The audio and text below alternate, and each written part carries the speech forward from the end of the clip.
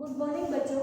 बेटा आज हम फाइंड आउट करेंगे moment of inertia of a thin circular ring. ठीक है, यूनिफॉर्म रिंग है बेटा। ओके, तो देखिए ध्यान से कैसे करेंगे। सबसे पहले हम उसकी जो सेंटर ऑफ मास जिस पॉइंट पर होता है उसका यानी सेंटर यानी axis passing through the centre perpendicular to its plane. तो हम moment of inertia find out करेंगे about the axis passing through its centre perpendicular to its plane, जो उस रिंग के प्लेन के परपेंडिकुलर होगा। तो देखिए कैसे करेंगे। सबसे पहले हम अपनी रिंग कंसीडर कर लेते हैं। तो बेटा ये मैंने अपनी एक रिंग ली। अब आप सभी को समझ आना चाहिए कि ये रिंग मैंने कैसे रखी है। ठीक है, तो देखिए एक बार जो रिंग है वो इस तरह की होती है आपके पास रिंग बेटा। अगर मैं इस रिंग को ऐसे रखती हूँ तो ये रिंग फिलहाल रखी हुई है बोर्ड के प्लेन में, और इस रिंग को अगर मैंने ऐसे रखा तो ये बोर्ड के जो प्लेन के परपेंडिकुलर हो गई, और ऐसे रखती हूँ तो भी परपेंडिकुलर हो गई। तो फिलहाल मैंने ये रिंग इसी तरह रखी है। ठीक है बेटा, मैं पहले भी कई बार दिखा चुकी हूँ। ये हो गई प्लेन में ये वाली सिचुएशन और ये वाली दूसरी सिचुएशन। तो ये रिंग ऐसे रखी है, ये रिंग ऐसे रखी है बेटा, और ये रिंग ऐसे रखी है। ठीक है, तो इस तरह से आप रिंग को रख सकते हैं। तो हमने फर्स्ट अपना सबसे पहले ले लिया है कि हमारी जो गिवन रिंग है वो ये है, और ये उसका सेंटर ओ पॉइंट, ये उसका रेडियस आर हो गया, और इस रिंग से हमने एक एक्सिस पास की जिसके अबाउट हम moment of inertia find out करना चाहते हैं, जो इसके सेंटर से पास होगी। इस एक्सिस को नाम दे दिया ए बी।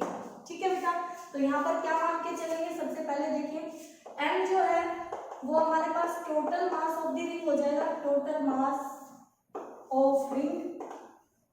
आर जो है उस रिंग का रेडियस है बेटा, रेडियस ऑफ रिंग।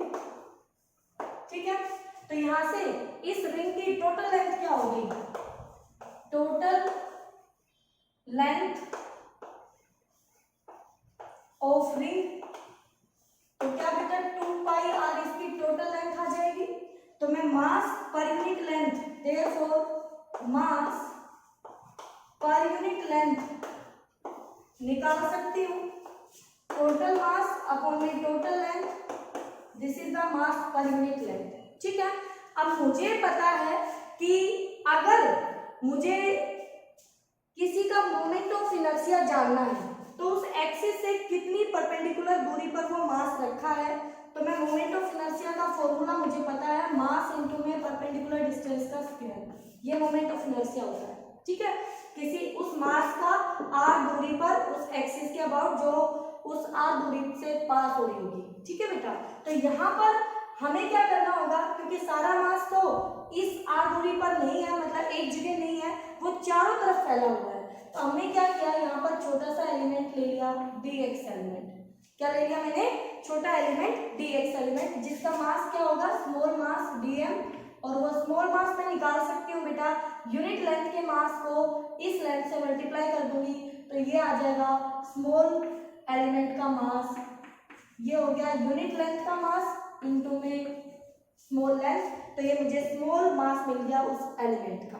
तो अब मैं मोमेंट ऑफ इनर्शिया लिख सकती हूँ स्मॉल एलिमेंट के लिए, therefore so moment of inertia for small element is given as moment of inertia small element के लिए बताइए बेटा कितना आएगा, I इक्वल टू, तो यहाँ पर मोमेंट ऑफ इनर्शिया उसका स्मॉल मास dm, ठीक है, और उसका डिस्टेंस कितना है r, तो r का स्क्वायर, तो ये स्मॉल मोमेंट ऑफ इनर्शिया आएगा dm। ठीक है, टोटल के लिए हम क्या कर देंगे, उसको इंटीग्रेट कर देंगे। तो मैं पहले यहाँ वैल्यूज रख लेती हूँ। dm की वैल्यू है m अपॉन में 2 पाई r इंटू में dx इंटू में आर स्क्वायर।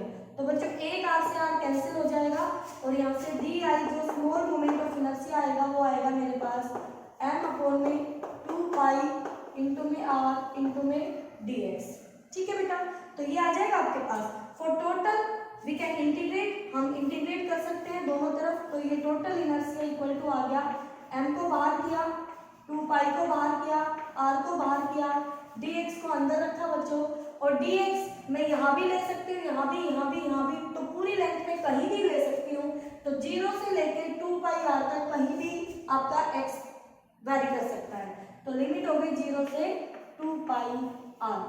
तो x का इंटीग्रेशन कितना आएगा, dx का, सॉरी, तो यहाँ से i इक्वल टू आया एम आर अपॉन में 2 पाई और dx का इंटीग्रेशन हो गया x 0 से 2 पाई आर। तो मेरे पास मोमेंट ऑफ इनर्शिया आ गया एम आर अपॉन में 2 पाई और इनटू में आ जाएगा बेटा 2 पाई आर माइनस 0, तो उसको मैं सिंपली 2 पाई आर लिखूंगी। 2 पाई से 2 पाई कैंसिल, तो मेरा आई आ गया M R square. Moment of inertia आ गया है उस रिंग का एक्सिस के अबाउट एम आर स्क्वायर, जो एक्सिस उसके प्लेन के परपेंडिकुलर सेंटर से पास होगी। ठीक है, अब हम यहाँ पर इस एक्सिस के अबाउट हमें पता चल गया, हमने फाइंड आउट कर लिया है। ठीक है, अब इसका यूज कर लेंगे हम बाकी जगह पे फाइंड आउट करने के लिए, यानी अदर एक्सिस के अबाउट फाइंड आउट करने के लिए। तो हम यहाँ अब अप्लाई करेंगे अपनी थ्योरम जो हमने पढ़ी है। ठीक है बेटा, तो सेकेंड पार्ट के लिए अब मैं इसको इरेज कर देती हूँ। ठीक है, आपको समझ में आ गया होगा। स्मॉल एलिमेंट का पता किया, स्मॉल एलिमेंट का मास इनटू में दूरी आर स्क्वायर, तो वो स्मॉल मोमेंट ऑफ इनर्शिया आ गया डी आई, और फिर टोटल के लिए हमने उसको इंटीग्रेट किया और कुछ नहीं किया। ठीक है, तो देखिए अब ध्यान से, अब हमें फाइंड आउट करना है एक्सिस के अबाउट, तो आपने कर लिया है। सेकेंड पार्ट में आप क्या करेंगे, डायमीटर के अबाउट। तो moment of inertia about its diameter, about its diameter.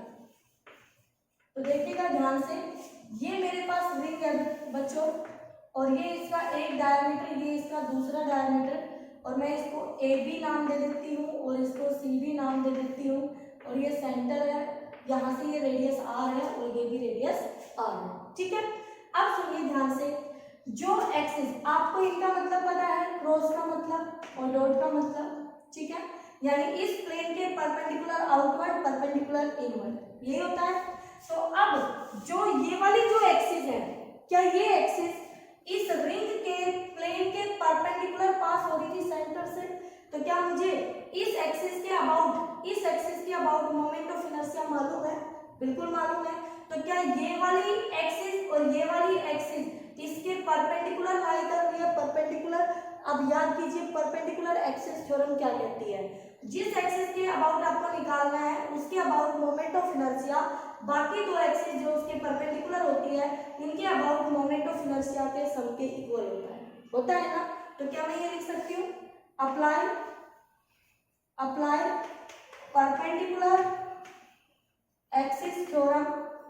देखिए अब मैंने लिखा moment of inertia about A B पहला diameter, moment of inertia about C D दूसरा डायमीटर, दोनों परपेंडिकुलर है एक दूसरे के, और इन्हीं के परपेंडिकुलर तीसरी एक्सिस है जो इससे परपेंडिकुलर पास हो रही है, दिस इज द एक्स। आप यहाँ पर इसको एक्स वाई नाम दे दीजिए, कोई बात नहीं, मैं एक्स वाई दे देती हूँ। ठीक है, तो यहाँ मैं लिख सकती हूँ एक्स वाई। ओके, अब आप समझ जाएंगे कि वो एक्स वाई क्या है, वो एक्स वाई इन दोनों के परपेंडिकुलर। ओके बेटा, तो यहाँ से moment of inertia about diameter, और ये मोमेंट ऑफ इनर्शिया हमने अभी अभी फाइंड आउट किया एम आर स्क्वायर दी इक्वल। आपने एक चीज पर ध्यान नहीं दिया कि ये जो मोमेंट ऑफ इनर्शिया आया एम आर स्क्वायर, इसका मतलब ये है कि अगर कोई एक्सिस से आर दूरी पर, ये आर दूरी थी, यहाँ पर कोई मास m है, ये मास m है, तो वो चाहे मास सारा एक जगह रखा है या उससे बराबर दूरी पर चारों तरफ फैला हुआ है, मोमेंट ऑफ इनर्शिया सेम आएगा। देखो जब एक जगह रखूंगी तब भी तो आप एम आर स्क्वायर करेंगे, वो मास इनटू में दूरी का स्क्वायर। ठीक है, और जब ऐसे रिंग की फॉर्म में फैला हुआ था उसके सिमेट्रिक चारों तरफ सेम दूरी पर, तब भी moment of inertia M R square आया था। इसका मतलब क्या हुआ कि वो जो मास है अगर इक्वल एक्सिस से इक्वल दूरी पर फैला हुआ है तो वो सारा मास ऐसे बिहेव कर सकता है कि वो एक जगह रखा हुआ है, कंसंट्रेट कर रहा है उस एक्सिस के अबाउट मोमेंट ऑफ इनर्शिया के लिए। ठीक है बेटा, तो देखिए आगे यहाँ पर हम ये लिख सकते हैं 2 इंटू में about diameter M R square. तो बच्चों डायमीटर के अबाउट हाफ हो जाएगा, half M R square. This is the moment of inertia about diameter. ठीक है, तो ये हमने डायमीटर के अबाउट फाइंड आउट किया। अब हम बात करेंगे टेंजेंट के अबाउट। तो टेंजेंट के अबाउट कैसे निकालेंगे, ध्यान से देखिएगा। टेंजेंट दो तरह से लाई करेंगे, एक तो इसी फॉर्म में देख लीजिए, जब वो रिंग के प्लेन में लाई करें टेंजेंट, जिस प्लेन में रिंग है उसी के प्लेन में टेंजेंट आ जाए। तो टेंजेंट कुछ इस तरह से आएगा, ये टेंजेंट, तो इसके पैरेलल हो गया ये डायमीटर, ये सेंटर ओ और ये ए बी डायमीटर, ये C D axis sorry tangent जो इस रिंग के परपेंडिकुलर है। अब देखो मैं दिखाती हूँ आपको, ये रिंग है आपकी, दिख रही है, ये टेंजेंट है, दिख रहा है बेटा। टेंजेंट होता है सर्कमफेरेंस के टच होता हुआ ऐसे डायरेक्शन ड्रॉ करते हैं टेंजेंट, तो ये ऐसे भी तो हो सकता है।